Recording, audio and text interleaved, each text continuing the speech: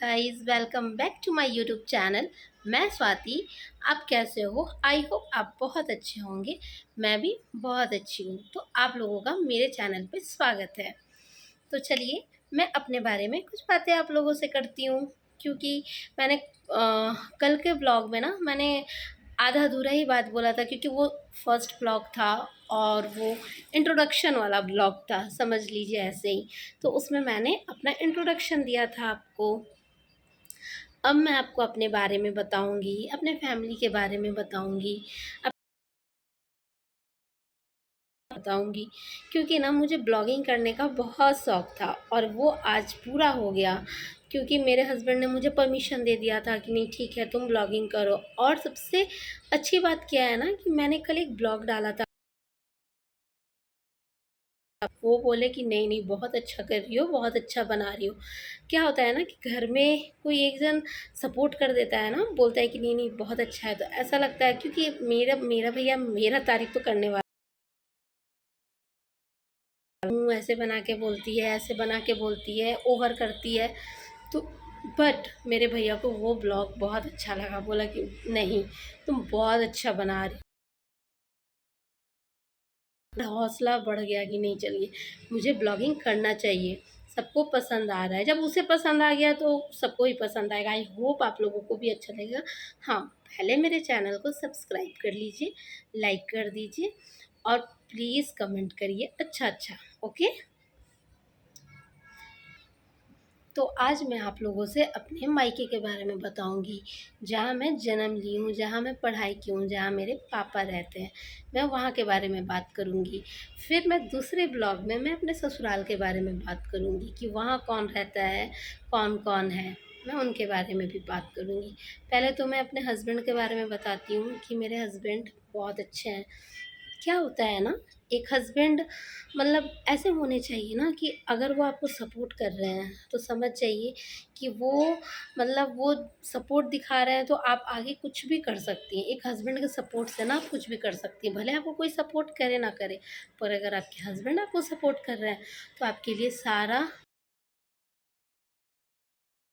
क्योंकि क्या होता है ना कि एक हस्बैंड अगर किसी लड़की को, अपनी वाइफ को इज्जत देते हैं, तो उनकी इज्जत देने से ना हमेशा हर जगह बढ़ा रहता है। क्योंकि अगर मतलब अगर हस्बैंड इज्जत नहीं देंगे, आपसे अच्छे से बात नहीं करेंगे, आप मतलब कहीं भी, तो वो चार आदमी भी ना आपको कभी वैल्यू नहीं करेंगे, कभी भी नहीं। लेकिन वही हस्बैंड अगर आपको वो चार आदमी के सामने भी ना आपको इज्जत करे ना, तो वो चार आदमी बोलेंगे कि नहीं यार, मतलब उसके हस्बैंड बहुत अच्छे हैं और बहुत अच्छे से बात कर रहे हैं। तो सबसे पहले हस्बैंड का अच्छा होना बहुत ज़रूरी है। हस्बैंड अच्छे हैं तो सब अच्छा है।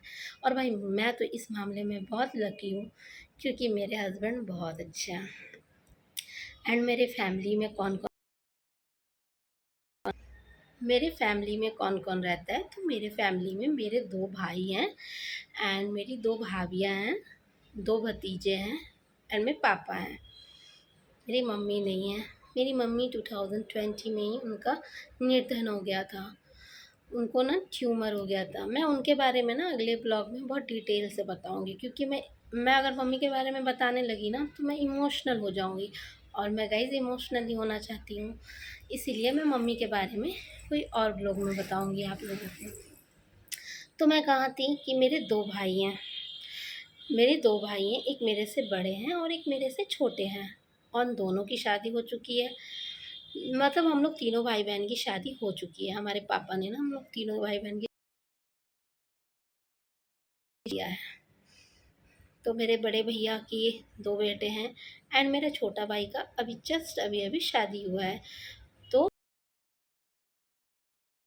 शेयर करूँगी। तो मेरी दो भाभियाँ हैं, दोनों भाभी बहुत अच्छी हैं, बहुत प्यारी हैं और मेरे घर को बहुत अच्छे से संभाल के रखी है। तो भाई मेरे पापा भी बहुत अच्छे हैं, बहुत सीधे हैं, मतलब बहुत ज़्यादा ही सीधे हैं। उनको ना अगर मतलब उनको कोई भी बेवकूफ़ बना सकता है, वो इतने सीधे हैं। मैं कभी कभी पापा को बोलती हूँ, थोड़ा इस ज़माने में ना ज़्यादा सीधापन का कोई गुजारा नहीं है। चलिए, मैं तो इस बारे में बाद में बात करूँगी कि मेरे पापा सीधा क्यों हैं और गुजारा क्यों नहीं है, मैं इनके बारे में। कुछ हैं, बहुत सीधे हैं। तो बस यही है। मतलब मेरी मायके में एक छोटी सी फैमिली है, बहुत प्यारी सी फैमिली है। और मैं मायके की सबसे भाइयों की दुलारी, अपने पापा की दुलारी और अपनी भाभीयों की दुलारी। मुझे ना बहुत प्यार करते हैं वो लोग, बहुत प्यार।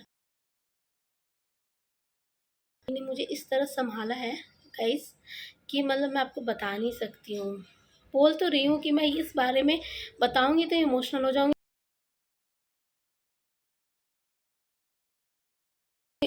ओके, सॉरी, मुझे इमोशनल नहीं होना है, क्योंकि मेरी भाभी मेरे लिए जितना की है ना, उतना मेरे लिए कोई भी नहीं कर सकता।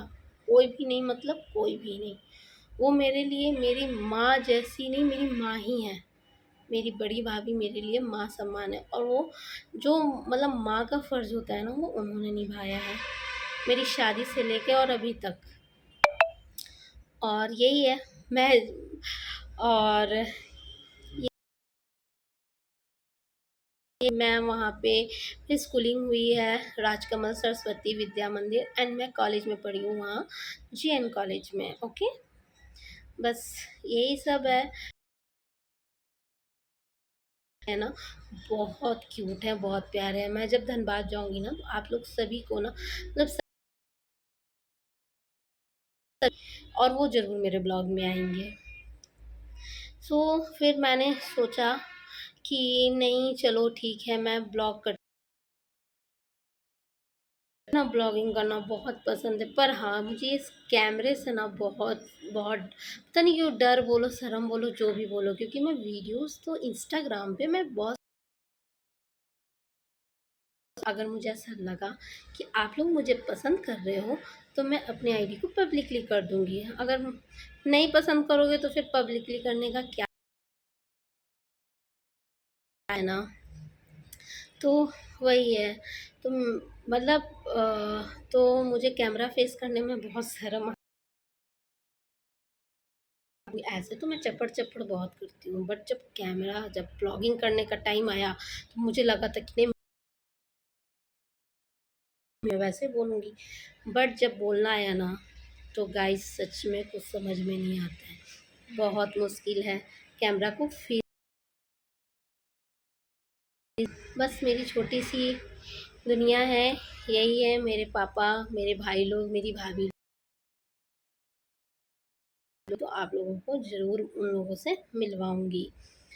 और बस यही है। आप लोग प्लीज़ मेरे चैनल को सब्सक्राइब कर देना, लाइक कर, और प्लीज़ मेरे चैनल को लाइक कर दीजिएगा। और आप लोग सभी को हैप्पी नवरात्रि। बाय। आप लोग का दिन मंगलमय हो। Okay, bye. चलिए ठीक है।